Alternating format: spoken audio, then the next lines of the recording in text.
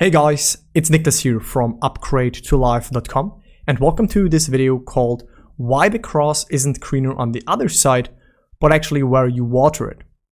Now, some of you have maybe heard about this saying before, and in this video I want to take it as a metaphor for what is going on in the Neville Goddard consciously creating your desired life circumstances, manifesting realm and community, because I still see that there's a lot of like back and forth, wishy-washy, all of this stuff going on. So I want to just bring clarity to you guys. And with that, let's directly jump into this video. So I've noticed that a lot of people are like, technique hopping or mentor hopping, which is to a certain degree understandable because we all start at some point. Obviously, I also watched tons of videos and had several people that I learned from. However, I still see people that do this continuously over and over again, and then they wonder why like nothing's working, or why they still struggle, or why this person says this and this person says this.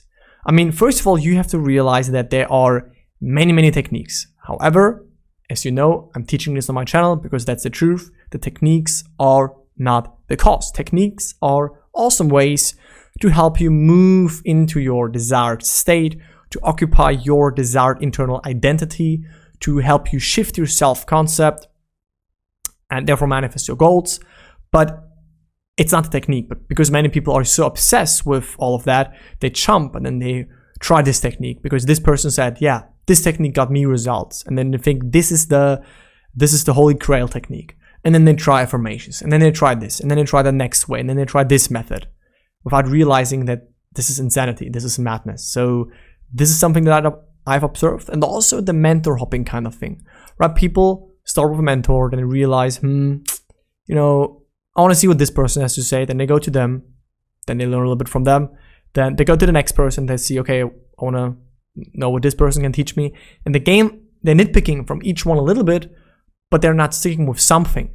So what I would do if I would teach myself back then in my beginning of my journey, I would say, look who's out there, like get a picture of like how they teach, their approach, what they stand for, how deeply they are like investigating on those topics and stuff, and then just see what resonates with you and choose this person. So I'm not saying that there's anyone better than another, but I would not recommend that you hop from one to another, right? So that is one thing. Another thing is that some people are constantly thinking that they are missing out on something, right? And this is also where the media a little bit comes into play, because the media would always have us to believe that there's always something better that we're missing, or there's always something new that we can try. So because a lot of people, they spend really much time on social media, really much time on Instagram and YouTube.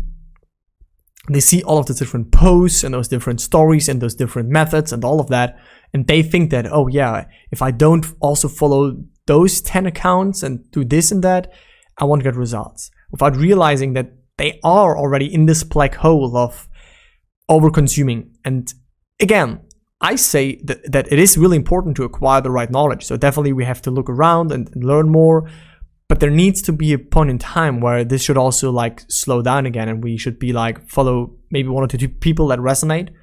But following too much information, in my opinion, is more harmful than it is useful. And therefore, like the media, if you always see the next great picture, the next success story, the next image online where someone is with a Lamborghini, and you think, oh yeah, like they do stuff that I don't do, and you see happy couples out there, and you think that therefore, like you miss your person even more, or you miss your relationship even more, then you see where this is leading to, right? So this is also something that I observed. And important is that you should never compare, and I'm sure that you've heard this sentence before, right? But this is a refresher, just a reminder video, is that you should never compare your chapter 1 to someone's chapter 20. Meaning, if like you are in this journey and then you see some people, maybe some coaches, maybe even me, talking about all of this stuff, and you see the success stories, the testimonials, the images and all of that in the videos, and you'd be like, I should be doing something wrong, or this person is somehow better, more gifted than me, doing something else that I miss out. Then still you are back at square one. You don't realize that this person just is a little bit more ahead in their journey, went through a little bit more stuff, but that doesn't mean that you are doing something wrong. right? That you're missing out on something. It's just that you should like keep going on this journey and learn more about this and apply it, get your own results, see what works for you, but don't compare. Because if you compare, you will always find someone that does it better, that looks better, that has a better thing, that gets better results. It's always the case. So this is absolutely useless, and I would not advise you to do that. And also, instead of working through challenges in relationships, our job, our career, whatever situation it actually may be, and learning how to deal with challenges and how to dissolve them, how to transcend them, how to shift them around, basically, we get the feeling of something better exists in a different yard. So we quickly start to give up on things. We quickly start to, search like something we don't like. We click the next video. We go here, we go there, because there is this like there's this overstimulus. Like there's so many informations out there that we get crazy, and that is what also like tripped me up really, really much. And that is why I try to take everything which is like most fundamental, most relevant, most important, and most result-orientated. And that is, for example, also what I put into my program. If that is interesting for you, if you want to work with me, check out the second link in the description. The first link in the description, by the way, is my free masterclass. And so this is also something a little bit of like this generation, because there is so many opportunities, so many knowledge, so many different teachers and coaches and like information, that we don't know even where to start. And the question is, and this right now slowly leads me actually to like the main message of this video, is, are you watering your own grass? Are you nurturing your own garden? Right? Are you planting seeds in your garden? Or are you constantly looking on, oh, what's over there? Yeah, that's maybe something better. And you jump, and then you be like, oh, maybe there's even something better than this. Maybe something better than this. But are you actually watering the garden that you are in right now? Right? That is the metaphor that is so important. So the main message actually that I want to bring across, and what this saying is about, right? Why the grass isn't greener on the other side, but where you water it, is to stick with something that resonates with you, meaning stay in your own garden. Don't just constantly look over there and what does this person do? Oh, what is this coach teaching? Because find something, and there you may look at some gardens, but you find the garden that you like, right? You find something that resonates with you in terms of a coach, in terms of a technique, in terms of, like what do you really want to do? And then you stay with that. You stay with what works for you for now. You can always change later, yes. But if you constantly change and shift, then that means you're not even like secure, you're not even content, you're not even certain in your decision. And how can you then expect like getting clear results in your life? So water your own garden. That is when your grass will become really green and you nurture it, and that is then the greenest garden in the whole area. But if you constantly look, where is something better? Where can I find something better? Some better tips, some better strategies. This was also true when I wanted to approach like my life and my business. I always thought maybe this person does it better. Maybe I have to learn from this mentor, from this coach. But I just looked, okay, what resonates with you? What does resonate with my paradigm? What helps me? What can I relate to? And I just stuck with that, and this got me awesome results. And I'm sure it will too for you if you start to water your own garden. And also Neville talked about that. So he said, I'm not speaking of a mamby-pamby approach to life, but daily application of the law of consciousness, right? So the mamby-pamby approach is when you try a little bit of that, then you look a little bit here, then you do a little bit of affirmations because you think that's the holy grail, then you do a little bit of that, a little bit of imagining the end, a little bit of living in the end, all of that. But that's this mamby-pamby, back and forth, kind of thing. But how can you do that and at the same time expect your goals to be realized and to encounter them, right? So it is about really an unusual, like a normal application, a daily application even of the law of consciousness, of the law of assumption, where this is your lifestyle, where you apply this, where this is a part of you, not something that you have to scramble to remember of, oh, what was it like? It's just normal for you, right? And you have it as a normal approach and you apply it for your goals. So persistence is the key to a change in life, right? You persistently like learn, you persistently like evolve and grow, and you nurture your garden, you do what works best for you, you stick with what works for you, because look, this is for each person different. There are people that, for example, really enjoy scripting and write stuff down. There are other people that just enjoy speaking in intention. I'm a person that resonates fully with the approach of asking myself, what do I want? What implies I have it? And imagining a scene that implies fulfillment, which is Neville's basically main fundamental manifesting technique. I will also link a video where I explain that in detail above right now. And there are people that like to, when they imagine something, use their visual senses. Other people like to hear stuff, hear congratulations. I also will link a video about the congratulation technique right now. So you see many different ways, but it all does the same. It all shifts you internally. It all helps you to make the inner movement, which is the only thing that counts.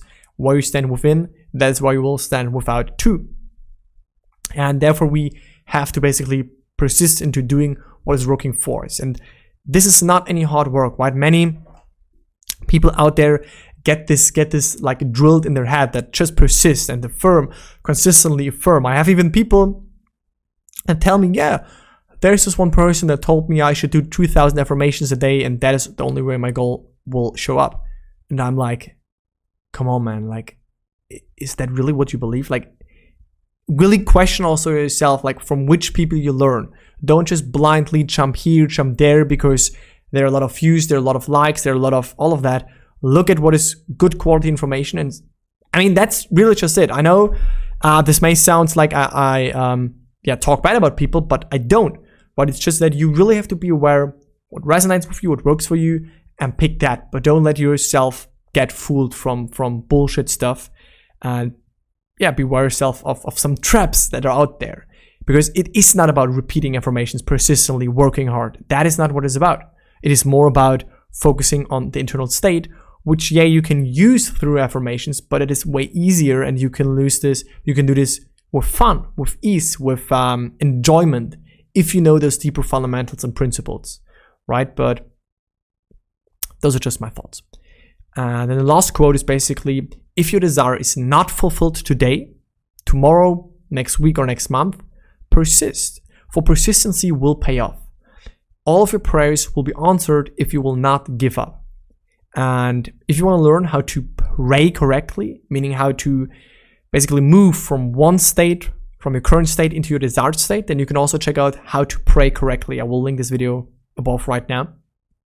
And that's basically also the message that Neville understood, right? You can't just have this, I say some affirmations just like plainly surface level, but there's nothing behind that, because you're like, those are just empty words. Those are just like, those are just tools. But if you just say them, they will not do anything. Or if you just do all of this stuff, but without actually putting yourself internally into that state, and you just say it because you give your power to the technique, then you again give your power away to that thing, but you don't realize that the real power is you.